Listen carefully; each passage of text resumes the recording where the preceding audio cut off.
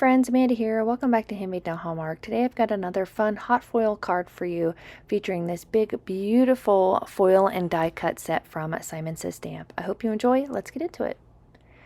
So first thing I wanted to do is I wanted to get all of my foiling done in advance. So I'm getting my hot foil machine all heated up here, and I got the sketched Peony Blossom foil and die cut set here. It comes with the hot foil die and the die to cut it out of your cardstock.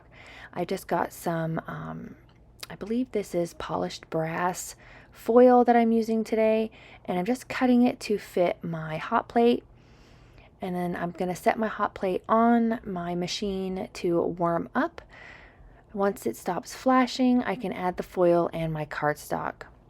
I am going to be using some leaves from another foil and die cut set from the small Doodle Daisy set. I really wanted to add some greenery to this big peony, and I wanted to use those leaves because I felt they were a good size.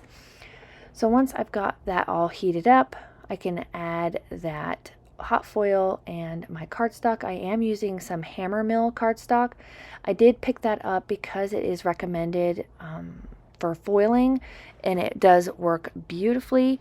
I didn't have really too much over foiling. I had a little tiny bit, but I just went over it with my sand eraser to get those flakes off. So again, it did foil beautifully, and I love the way that it looked.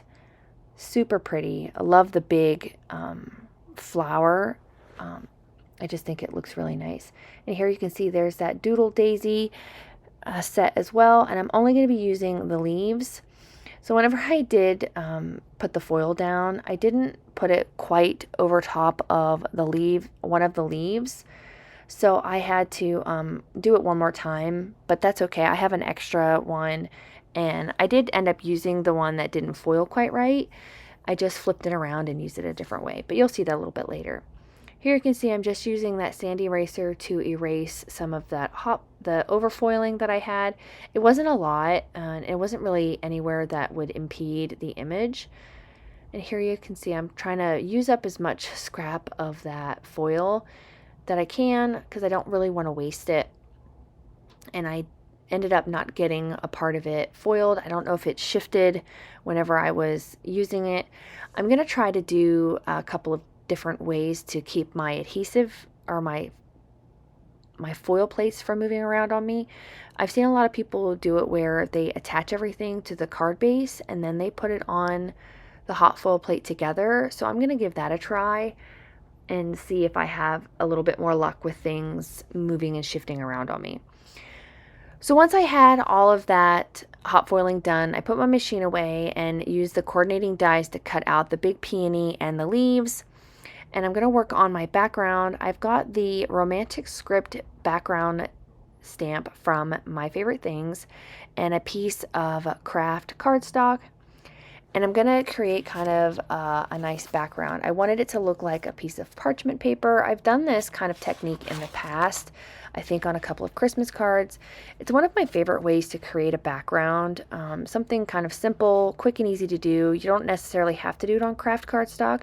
You can do it on any color cardstock and do the same style. It looks beautiful either way. I love a good script cardstock, or a good script background, excuse me. And I felt like this romantic one went really well with this big, beautiful flower. So I got that stamped down using some craft ink from My Favorite Things. And then I'm going to go in and I'm going to do some ink blending around the edges of the background just to make it look like an old piece of parchment paper, an old piece of, like a handwritten letter. It's kind of being a little bit romantic. But that's what's kind of in my mind is, like a handwritten letter. And I think if you read the Romantic Script, because it's legible, you can read it. It talks about Mr. Darcy and Elizabeth. So I believe this is from Pride and Prejudice. I'm not 100% sure, but I can definitely see Darcy, and I can see Kent, and I can see Elizabeth. So I do believe that the text for this came from Pride and Prejudice, which I thought was really cool. one of my favorite novels of all time. I love to read, and I love Jane Austen and all things Regency. I just think it's really, really cool. Next, I'm going to go in and add a little bit of splattering, again, just to add to that distressed look. You don't have to do any of this. This is just the way I like to do it. You can definitely leave this out. You could use pattern paper if you have something. I just love to play around with backgrounds. They're probably one of my favorite things to create is backgrounds for all of my cards. Gonna add a little bit of white gouache here and do a little bit of white splattering just to pull in a little bit more white. That comes from the cardstock pieces that I'm using with the florals, and just, again, just personal preference, just like the way that it looks. Gonna set that off to the side to dry, and I'm gonna work on my flowers. I am gonna color these in with some Copic markers, and all of the colors will be listed on the screen here. I'm gonna put on some music for you to enjoy, and we'll catch up when I'm all done coloring.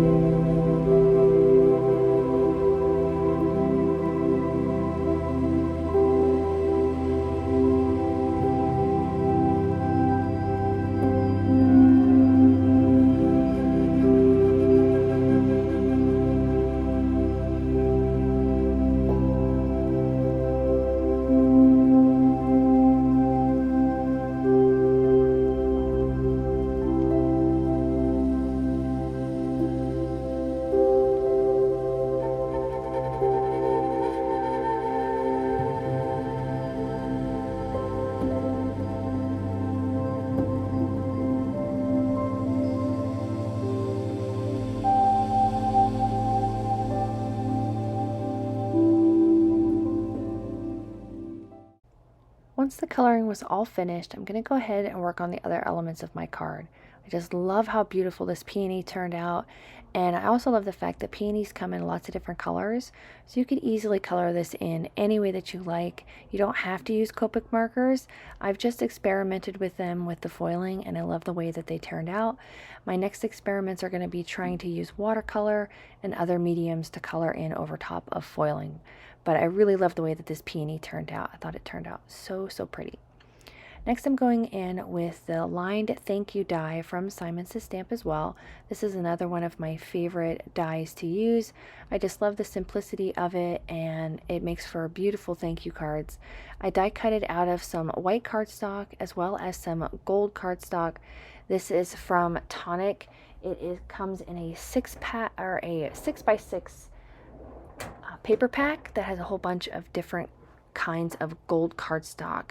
They have the shiny one, they have some textured cardstock, a nice glitter one, and I just love the way that it looks, and it looks really, really nice with the foiling. They go really well together, and I think it looks really pretty. I'm gonna go ahead and stack all those up. The only thing you have to be really careful with this cardstock, because it is such a shiny texture, that the glue does show up really, really well on the front of it. So you have to make sure you don't get any glue on top of it, because it shows up really well. It does kind of rub off really nicely, and you can kind of buff that glue away. You can see here I got some on that O, and I just used my nail to kind of scrape away the excess glue, and it didn't do any damage to it at all. So now that everything is ready to go, we can go ahead and start assembly of the card. I've got a top folding A2 size card base here. This is 110-pound Neenah, and I'm going to leave the inside blank on this one, just to leave it a little bit more open-ended. It could be a thank you card for anything. And then I didn't trim down this craft piece. I wanted it to fill up the whole card. I just loved it so much I didn't want to trim it down at all. So I'm going to just adhere that down nice and flat. And make sure all of my text is upright. I have done that in the past where I have glued my text background upside down. It's easily fixed. You can just, cut it off and put it on a new base. And I didn't quite have my base cut quite right, so I got out my Tim Holtz mini trimmer here just to clean up that bottom edge a little bit so it was nice and even. I did have a little bit of trouble. I didn't want to cut through 2 layers of cardstock there, so get that all trimmed off, and we can get the floral attached as well. I still have one little piece that was giving me some trouble. All right, I'm going to pop up the floral a little bit just to give it a tiny bit of dimension. I am going to be using some scrapbook adhesive squares to pop that up. They're a nice kind of low profile adhesive square. They don't add a ton of dimension. They add just enough to give it some interest. And I'm going to adhere the leaves down nice and flat. Again, I just wanted to pop the floral up, and I wanted to be able to tuck the leaves in and around. And I did use the one leaf that didn't foil very good. I just tucked the part that didn't foil well underneath the flower.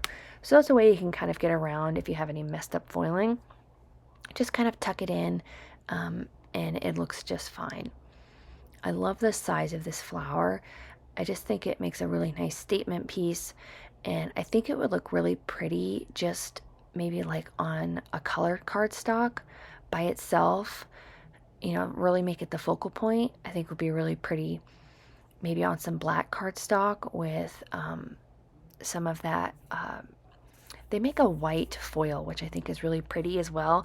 I'm not sure what it is off the top of my head, but I think it would look really pretty as like a black and white style card. Making it really the focal point, I think would be really nice. Going to adhere the thank you at the top portion of the card here to fill in that empty space a bit. And I'm going to get my T-square ruler out to help me line everything up. I really like making sure that this thank you text is lined up, because it is all on a line nice and straight. It makes it easy. Super pretty. And finally, I'm going to go in with some pearl stickers from Honeybee. This is from their Make It Merry release. I think it might have been last year, but I wanted to add some like white pearls again to pull in a little bit more of the white, just to kind of round out the card and add a little bit of dimension. I'm just going to adhere a few of those down and kind of decide where I wanted to place them there. I wasn't 100% sure, but I was happy with the result in the end. And that will finish up this card for today. I really hope you enjoyed this hot foiling pretty peony card. I love the way that it turned out, and it was super fun to play with my hot foil machine again. If you liked the video, please consider hitting the like button as well as a subscribe. It lets YouTube know you're enjoying all of the content, and I hope you have a wonderful rest of your day. I'll see you soon. Bye.